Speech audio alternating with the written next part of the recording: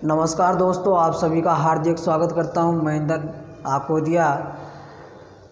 आज की जो क्लास होगी आपकी डीसी जनित्र से संबंधित। किससे संबंधित? डीसी जनित्र से संबंधित। जो अपना पिछला भाग चल रहा था उस भाग को आज कवर करते हुए क्लास को मैं आगे बढ़ाता हूं। और क्लास 2 दिन से नहीं हो रही थी आपकी, तो आज वापस क्लास कंटिन्यू करते अपन।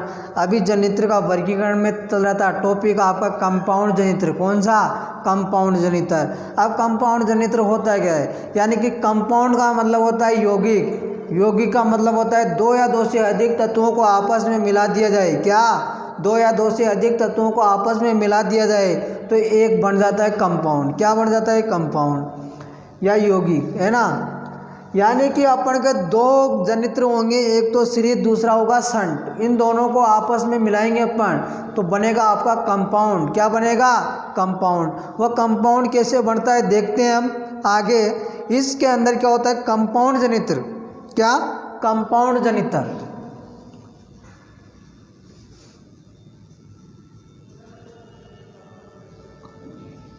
कंपाउंड जनित्र।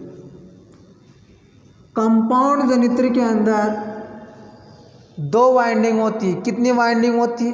2। कंपाउंड जनित्र के अंदर वाइंडिंग होती है साहब 2 प्रकार की। कितने प्रकार की? 2 प्रकार की। एक तो होती है आपकी श्रेणी, दूसरी होती है शंट। श्रेणी वाइंडिंग मोटे तार, कम लपेट। शंट वाइंडिंग पतले तार, अधिक लपेट। इस प्रकार के जनित्र के अंदर जो वाइंडिंग की जाती है 2 प्रकार की होती है। कितने प्रकार की होती है? 2 प्रकार की। और श्रेणी जो वाइंडिंग है उसका रेजिस्टेंस, प्रतिरोध क्या होता है? कम। प्रतिरोध कम होता है। शंट वाइंडिंग का प्रतिरोध ज़्यादा होता है। क्या होता है? ज़्यादा। शंट वाइंडिंग का प्रतिरोध ज़्यादा होता है, जबकि श्रेणी वाइंडिंग का प्रतिरोध कम होता है। क्या होता है? कम होता है। अब जो इस जनित्र की संरचना है, क्या इस जनित्र की संरचना क्या है कि फील्ड वाइंडिंग, क्या फील्ड वाइंडिंग केवल समांतर क्रम में जोड़ा जाता है। फील्ड वाइंडिंग को केवल समांतर क्रम में। किसके समांतर क्रम में? आर्मेचर के समांतर क्रम में। किसके? कंपाउंड जनित्र में वाइंडिंग को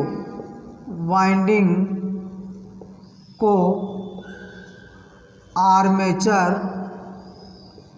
के समांतर क्रम में जोड़ा जाता है। क्या? समांतर क्रम में जोड़ा जाता है। किस क्रम में जोड़ा जाता है? शंट जनित्र के अंदर, कंपाउंड जनित्र में वाइंडिंग को कहाँ जोड़ते हैं? आर्मेचर के समांतर क्रम में। और आर्मेचर देखो, कंपाउंड जनित्र कितने प्रकार की बताई थी मैंने? 2 प्रकार की, शॉर्ट शंट और लॉन्ग शंट। यदि केवल वाइंडिंग आर्मेचर के समांतर क्रम में जुड़ा हुआ है, केवल क्या? आर्मेचर के समांतर क्रम में। किसके क्रम में? केवल आर्मेचर। तो कैसा हो गया ये? Short shunt. कैसा जनित्र होता है ये? Short shunt. कैसा हो गया? Short shunt. यदि फील्ड वाइंडिंग के समांतर क्रम में आर्मेचर व सीरीज फील्ड हो,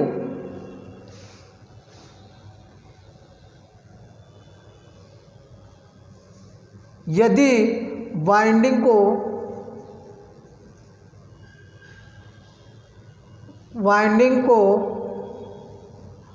आर्मेचर व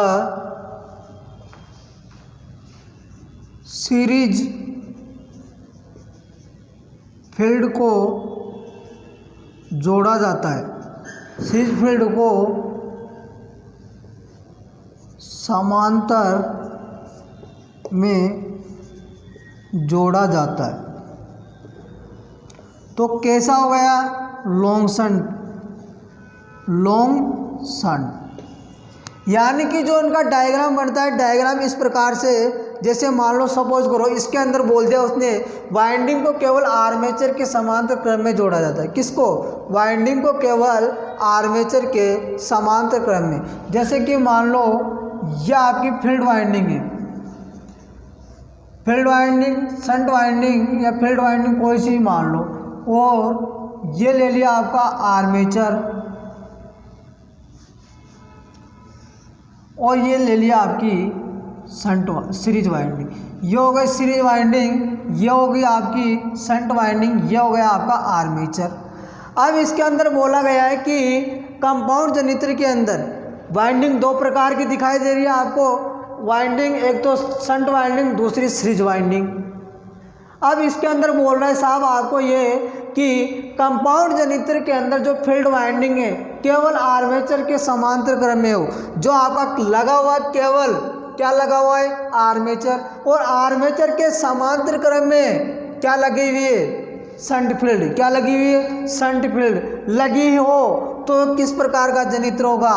शॉर्ट शंट। किस प्रकार का होगा? Short shunt. अब इसी प्रकार जो आपका दिया हुआ है इसके अंदर क्या है कि जो आपका डायग्राम बनेगा इस तरीके से, जैसे कि यह आपकी फील्ड वाइंडिंग है। कौन सी वाइंडिंग है? Field winding. फील्ड वाइंडिंग के अंदर आर्मेचर तो दिखाई दे रहा है आपको, और आर्मेचर के श्रेणी क्रम में क्या जोड़ दिया आपको? Series winding. क्या जोड़ दिए? Series winding. तो यानी कि ये तो हो गई आपकी एसएच शंट फील्ड, और ये हो गई आपकी एसी सीरीज फील्ड, और ये हो गया आपका आर्मेचर।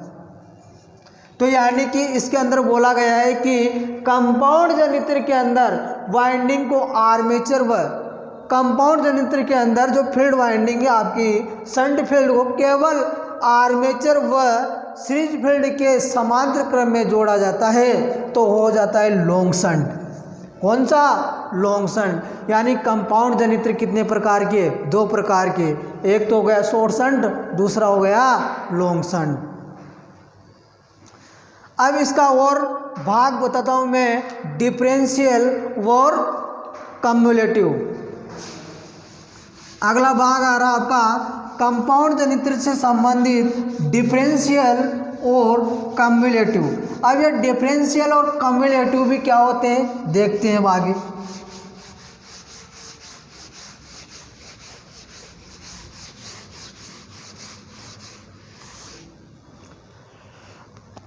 डिफरेंशियल कंपाउंड जनित्र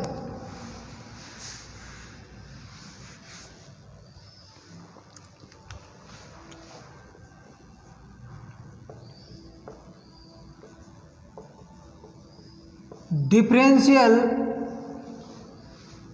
और कंपाउंड जनित्र अच्छे से लिखते हो अपन।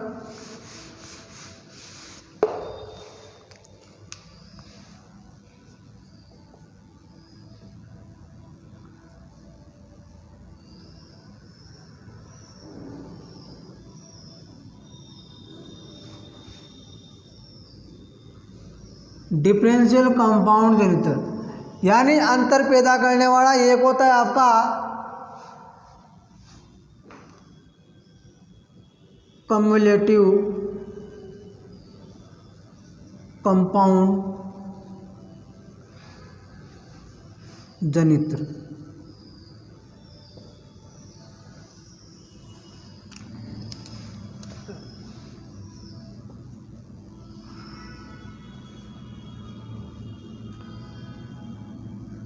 कंपाउंड जनित्र भी कितने प्रकार के अभी बताया था। ये तो अंतर पैदा करने वाला जो इसके अंदर फ्लक्स बनेगा चुंबकीय क्षेत्र, वह किस प्रकार से जो फ्लक्स बनेगा आपका 5s h - 5 flux series field के अंदर अंतर, और इसके अंदर बढ़ने वाला होगा फ्लक्स होगा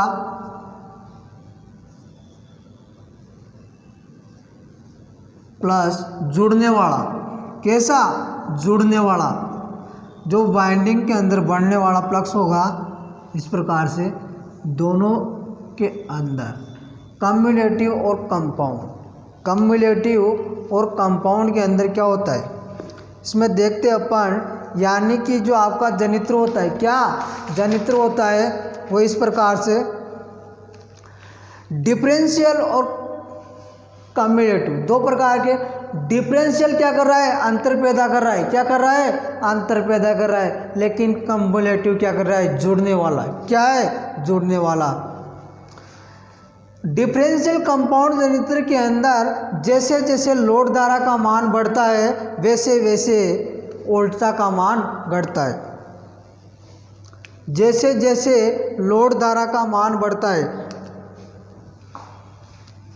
इसके अंदर जैसे जैसे लोड धारा बढ़ने पर वोल्टता घटती।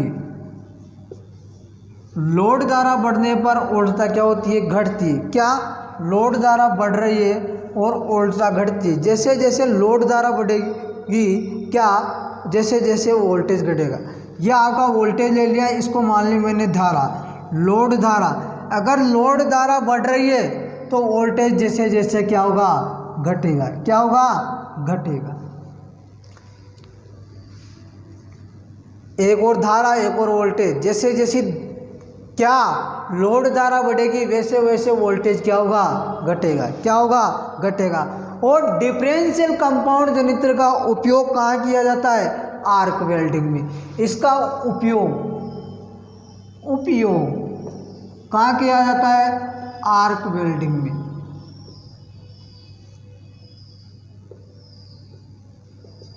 क्योंकि आर्क वेल्डिंग के अंदर आर्क को बनाने के लिए कम से भी कम 100 वोल्टेज की आवश्यकता होती है। लेकिन आर्क को शुरू में स्टार्टिंग में बनाने के लिए और बाद में स्थायी रखने के लिए केवल देखो आर्क उत्पन्न करने के लिए चाहिए अपन को 100 वोल्टेज, मान लो सपोज करो। लेकिन जब आपकी आर्क उत्पन्न हो गई, लेकिन उसको बनाए रखने के लिए केवल 40 से 50 वोल्ट की आवश्यकता होती है। कितनी वोल्ट की आवश्यकता होती है? 40 से 50 वोल्ट की। इसलिए आर्क वेल्डिंग के अंदर डिफरेंशियल कंपाउंड जनित्र का उपयोग किया जाता है। किस जनित्र का उपयोग किया जाता है? डिफरेंशियल कंपाउंड जनित्र का उपयोग किया जाता है। और अगला है आपका कम्युलेटिव कंपाउंड जनित्र। कौन सा? कम्युलेटिव कंपाउंड जनित्र। इसके अंदर क्या होता है? जो बढ़ने वाला फ्लक्स है दोनों का मजबूत होता है। क्या होता है? मजबूत होता है। और मजबूत होता है तो इसका उपयोग बहुत ज़्यादा किया जाता है। कम्युलेटिव कंपाउंड जनित्र का उपयोग बहुत ज़्यादा किया जाता है, क्योंकि लोड बढ़ने पर इसकी वोल्टता में तो कमी होती है लेकिन न के बराबर, यानी कोई ज़्यादा कमी नहीं होती है। किसके अंदर? कम्युलेटिव के अंदर। जैसे जैसे लोड धारा बढ़ती है लेकिन एक जगह स्थायी हो जाती है, यहाँ मान लो घटती तो है लेकिन न के बराबर, आगे सीमित हो जाती है। किसके अंदर? कम्युलेटिव के अंदर। किसके अंदर? कम्युलेटिव के अंदर। जब लोड का मान बढ़ने पर वोल्टता में कम होती है क्या, लेकिन इसकी तुलना में इसमें कम होता है, क्योंकि प्लग से जुड़ने वाला क्या, जो आपकी फील्ड वाइंडिंग और शंट वाइंडिंग में दोनों का प्लग से जुड़ने वाला कैसा है? जुड़ने वाला। तो ये कम्युलेटिव कंपाउंड जनित्र कितने प्रकार के होते हैं? 3 प्रकार के। कितने प्रकार के होते हैं? 3 प्रकार के। पहला ओवर कंपाउंड जनित्र। ओवर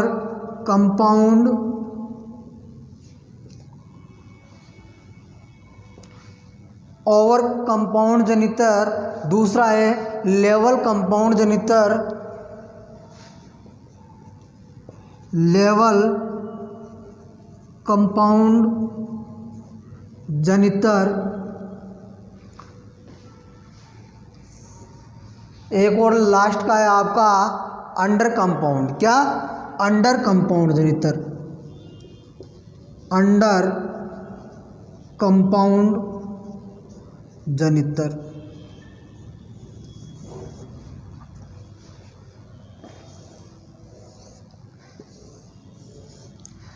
देखो इनकी वाइंडिंग भी बहुत की जाती है कि इस वाइंडिंग की फील्ड हमेशा बड़ी रखी जाती है। इसकी तो बड़ी हो गई, फील्ड की बात करूँगा मैं केवल किसकी, फील्ड की। फील्ड बड़ी होती है इसके अंदर मध्य प्रकार की होती है, यानी इसकी तुलना में कम और इसके में कम। तो इनका जितना ज़्यादा फील्ड बड़ी होगी उतना चुंबकीय क्षेत्र क्या होगा, ज़्यादा होगा। क्या होगा, चुंबकीय फ्लक्स ज़्यादा होगा। जितनी फील्ड होगी उतना चुंबकीय फ्लक्स होगा।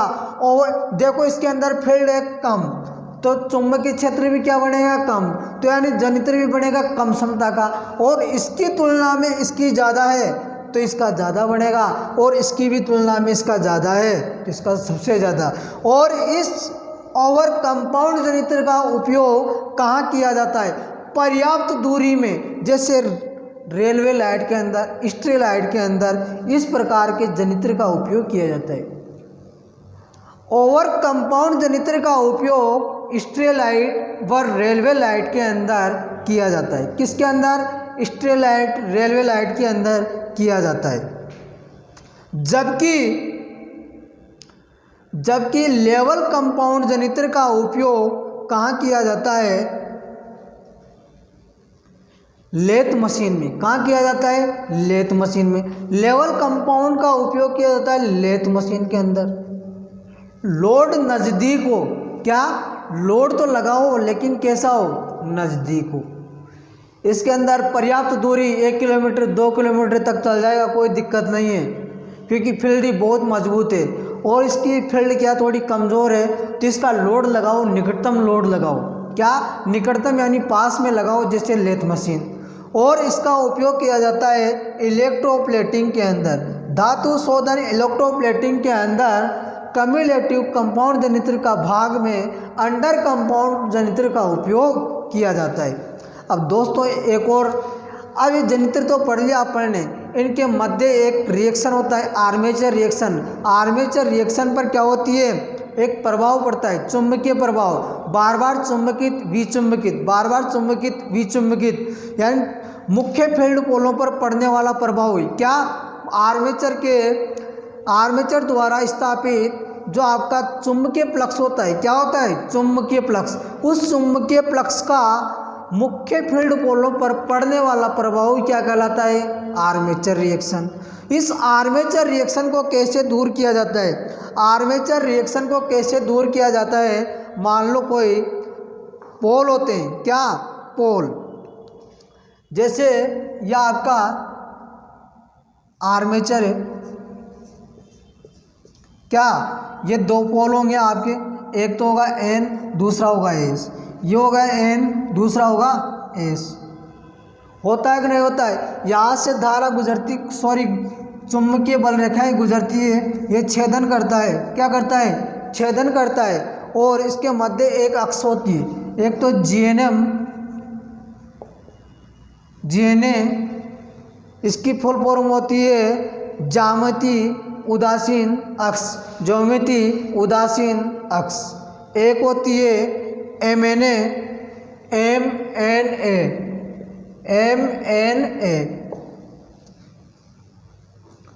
यह होती है मैग्नेटिक न्यूट्रल अक्ष, यानी चुंबकीय उदासीन अक्ष। क्या होती है, चुंबकीय उदासीन अक्ष। यह आपस में खिसक जाती है, क्या, खिसक जाती है। तो इसके अंदर क्या होती है, स्पार्किंग होती है। क्या होती है, स्पार्किंग होती है। विचुंबकन का प्रभाव होता है, क्या होता है, विचुंबकन का प्रभाव होता है। यानी इसके द्वारा क्या होती है, इसका प्रभाव पड़ने से क्या होता है, चुंबक की जो फील्ड होती है उसकी एक समानता क्या हो जाती है, नष्ट हो जाती है। क्या हो जाती है, नष्ट हो जाती है। जनित्र की दक्षता घट जाती है, क्या हो जाती है, जनित्र की दक्षता घट जाती है। और यह आपके अक्ष है, क्या, अक्ष GMNA से MNA खिसकने पर, अगर मान लो यहाँ पर स्थायी हो रहा है, ये यहाँ से लेकर यहाँ आ जाए, क्या, ये अक्ष यहाँ आ जाए तो क्या होगी, स्पार्किंग बढ़ जाएगी। और इस स्पार्किंग को दूर करने के लिए एक स्पार्किंग को दूर करने के लिए जनित्र के अंदर आर्मेचर के साथ में एक और वाइंडिंग की जाती है, कंपेंसेटिंग वाइंडिंग, और इससे अच्छा और होता है एक इंटरपोल।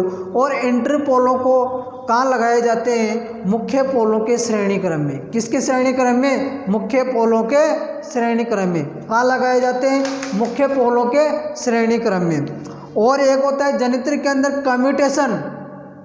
क्या ये कम्यूटेशन होता क्या है? कम्यूटेशन होता क्या है कि आपका आर्मेचर और कम्यूटेटर, अब आर्मेचर ने क्या उत्पन्न की? एसी, और इस एसी को डीसी में चेंज किया कम्यूटेटर। अब कम्यूटेटर को चेंज कर दिया डीसी में, उस डीसी को आप बाह्य परिपथ तक पहुंचाते हो। जब धारा का परिवर्तन होता है, क्या एसी से डीसी में चेंज होता है, तो वहाँ होता है कम्यूटेशन। क्या होता है? कम्यूटेशन। कम्यूटेशन यानी जो आपका ब्रुश लगा होता है कम्यूटेटर पर, तो वो क्या होता है? उसकी अवस्था होती है शॉर्ट सर्किट होने से पूर्व, शॉर्ट सर्किट होने पर और शॉर्ट सर्किट होने के बाद जो धारा का परिवर्तन होता है वही क्या कहलाता है? कम्यूटेशन। क्या कहलाता है? कम्यूटेशन। यानी कि मान लो आपका जो कम्यूटेटर होता है, उस कम्यूटेटर पर जो आपके सेगमेंट्स लगे होते हैं, क्या लगे होते हैं? सेगमेंट्स लगे होते हैं। जैसे मान लो इन पर ये ब्रुश लगे हुए हैं, ये ब्रुश मान लो शॉर्ट सर्किट होने से पहले, शॉर्ट सर्किट होने पर और शॉर्ट सर्किट होने के बाद जो धारा का परिवर्तन होता है वही क्या कहलाता है? कम्यूटेशन। और इस कम्यूटेशन के कारण स्पार्किंग होती है। क्या होती है? स्पार्किंग। और इस स्पार्किंग को कम करने के लिए इंटरपोलों का उपयोग किया जाता है। कभी कभार एग्जाम के अंदर काफ़ी अच्छी तरीके से क्वेश्चन आते हैं, बार बार क्वेश्चन आते हैं कि जनित्र के अंदर स्पार्किंग को दूर करने के लिए प्रयोग किए जाते हैं इंटरपोल। और इंटरपोलों का संयोजन कहाँ किया जाता है? फील्ड वाइंडिंग के श्रेणी क्रम में या मुख्य पोलों के। इनकी पोलों की संख्या कितनी रखी जाती है? मुख्य पोलों की संख्या के बराबर। किसके? मुख्य पोलों की संख्या के बराबर। इनका आकार के बारे में पूछ लेता है कभी कभी, तो आकार के बारे में पूछ लेता है कभी कभी, तो ये मुख्य पोलों से छोटे होते हैं। क्या होते हैं? मुख्य पोलों से छोटे होते हैं। तो नमस्कार दोस्तों, आज की क्लास को यहीं समाप्त करता हूँ और अगला टॉपिक लेकर के आ रहा हूँ, बहुत ही अच्छा, बहुत ही ज़बरदस्त। तो आप ज़्यादा से ज़्यादा देखिए। Thank you.